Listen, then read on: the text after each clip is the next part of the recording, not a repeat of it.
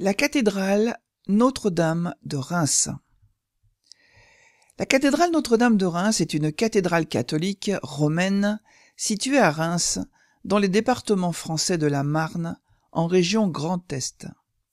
Elle est connue pour avoir été, à partir du XIe siècle, le lieu de la quasi-totalité des sacres des rois de France. La construction de l'édifice actuel a commencé au début du XIIIe siècle.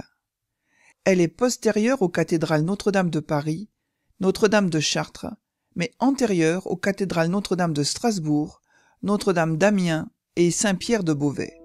Elle est consacrée à la Vierge Marie. La cathédrale de Reims a été achevée au XIVe siècle. Elle a connu une destruction très importante à cause d'un incendie ravageur pendant la Première Guerre mondiale, provoqué par un bombardement allemand. Il s'agit de l'une des réalisations majeures de l'art gothique en France, tant pour son architecture que pour sa statuaire, qui compte 2303 statues.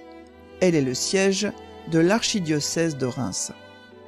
Nicaise, évêque de Reims, fonde la première cathédrale rémoise au début du Ve siècle, sur d'anciens termes gallo-romains. C'est devant la porte de sa cathédrale déjà dédiée à la Vierge Marie que Nicaise aurait été décapité par les Huns en 451. Nicaise est un précurseur du culte marial.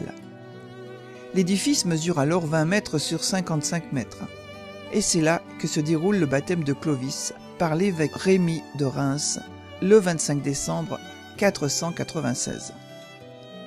En 816, Louis le Pieux est le premier monarque français couronné à Reims par le pape Étienne IV.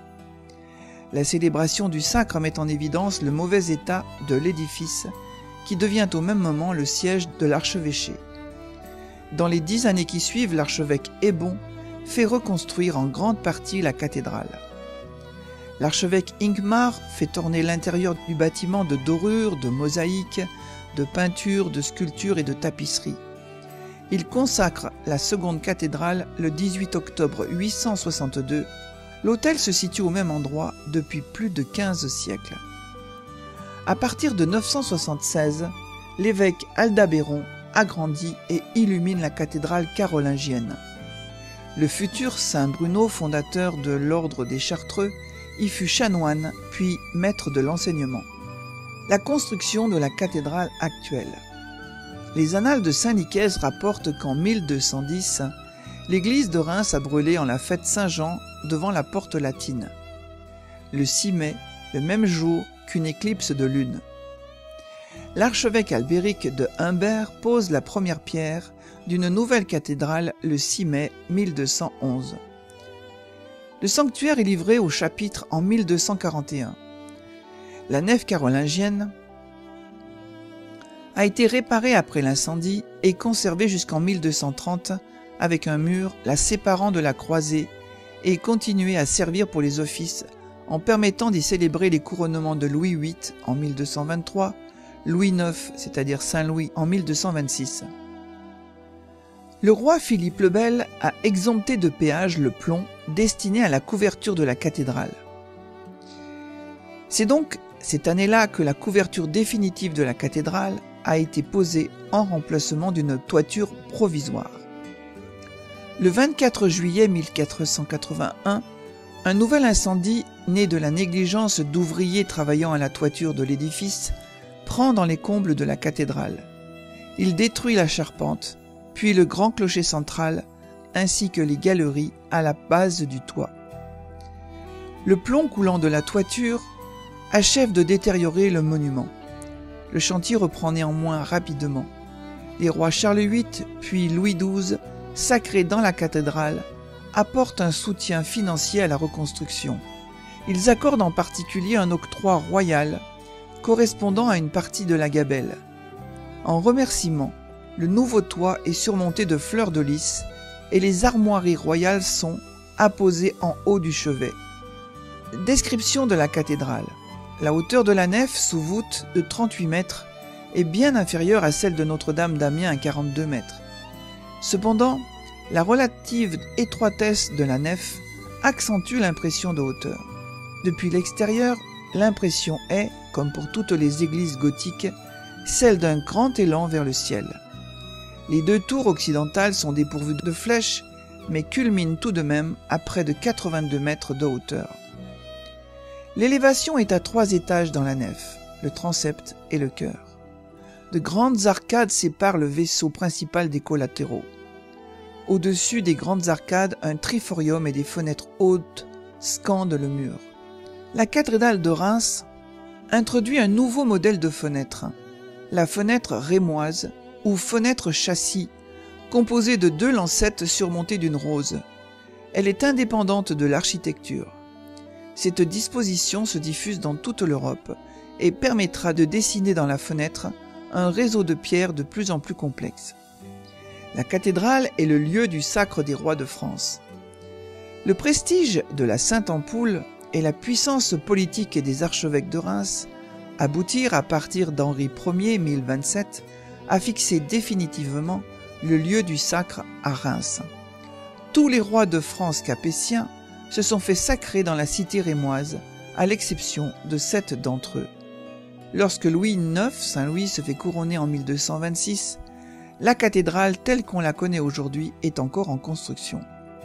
Il faut mentionner le sacre de Charles VII en 1429, qui revêt une importance toute particulière en cela qu'il inverse le cours de la guerre de Cent Ans grâce à la ténacité de Jeanne d'Arc, dont une statue trône sur le parvis de la cathédrale.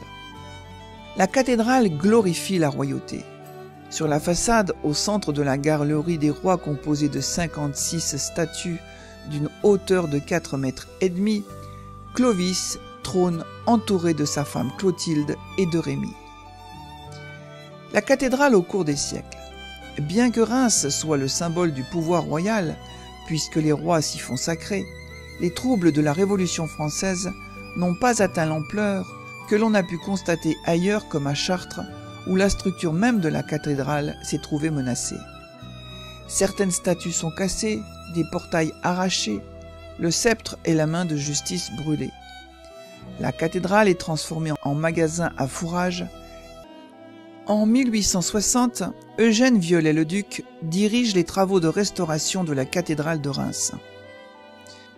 La cathédrale de Reims a été qualifiée de cathédrale martyre, car en 1914, peu après le début des hostilités, elle commence à être bombardée par les Allemands. Les premiers obus tombent sur la ville de Reims et sur la cathédrale le 4 septembre 1914, juste avant l'entrée dans la ville des troupes allemandes. Le 13 septembre, l'armée française reprend la ville, mais les Allemands se sont solidement retranchés aux environs immédiats de Reims et les bombardements reprennent le 14. Plus tard, la réconciliation franco-allemande est symboliquement officialisée en juillet 1962 par Charles de Gaulle et Konrad Adenauer sous les voûtes de la cathédrale de Reims qui fut bombardée intentionnellement en 1914 par l'armée allemande dans le but de briser le moral français.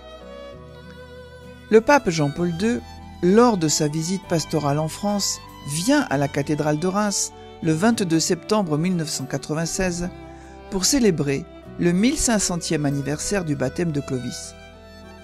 La cathédrale est restaurée sous la direction d'Henri Deneux, natif de Reims et architecte en chef des monuments historiques, avec l'aide précieuse de mécènes américains, notamment la famille Rockefeller, et de la Société des Amis de la cathédrale, grâce aux nombreuses photographies de l'édifice prises dans les années 1880 au début de la photographie.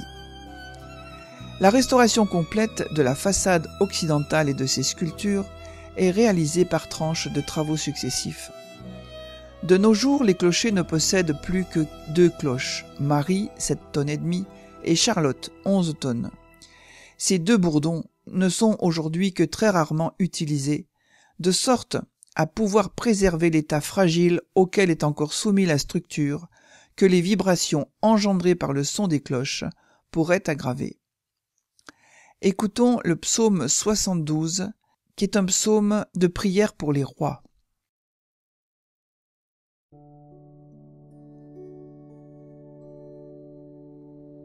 Dieu donne au roi tes pouvoirs, fasse, fils de roi, ta justice,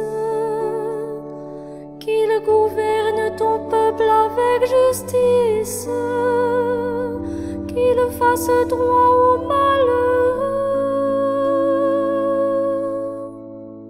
Montagne, portez au peuple la paix, collines, portez-lui la justice, qu'il fasse droit aux malheureux de son peuple, qu'il sauve les pauvres gens, qu'il écrase l'oppresseur,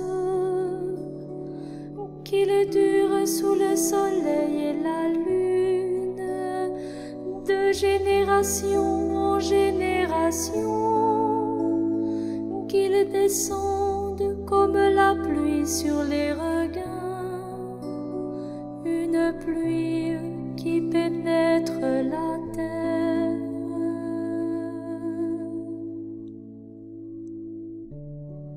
En ces jours-là fleurira la justice, grande paix jusqu'à la fin des lunes, qu'il domine de la mer à la mer et du fleuve jusqu'au bout de la terre. Des peuplades s'inclineront devant lui, ses ennemis lécheront la poussière. Les rois de Tarsis et des îles apporteront des présents. Les rois de Saba et de Séba feront leur offrande. Tous les rois se prosterneront devant lui. Tous les pays le serviront.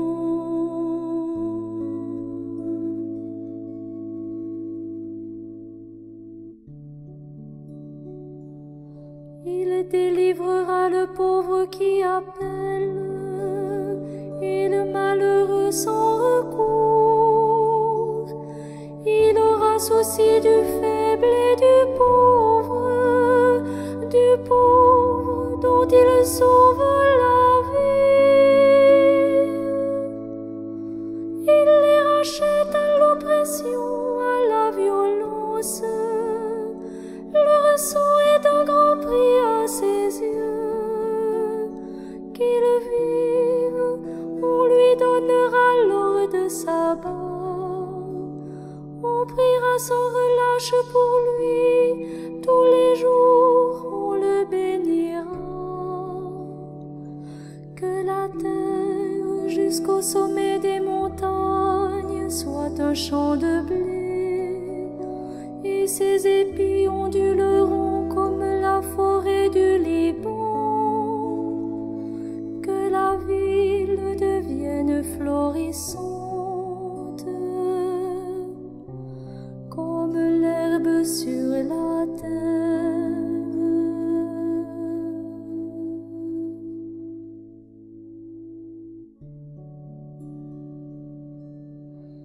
Que son nom dure toujours sous le soleil, que subsiste son nom. En lui que soient bénies toutes les familles de la terre, que tous les pays le disent bienheureux. Béni soit le Seigneur, le Dieu d'Israël, lui seul fait des merveilles. Béni soit à jamais son nom glorieux. Toute la terre soit remplie de sa gloire.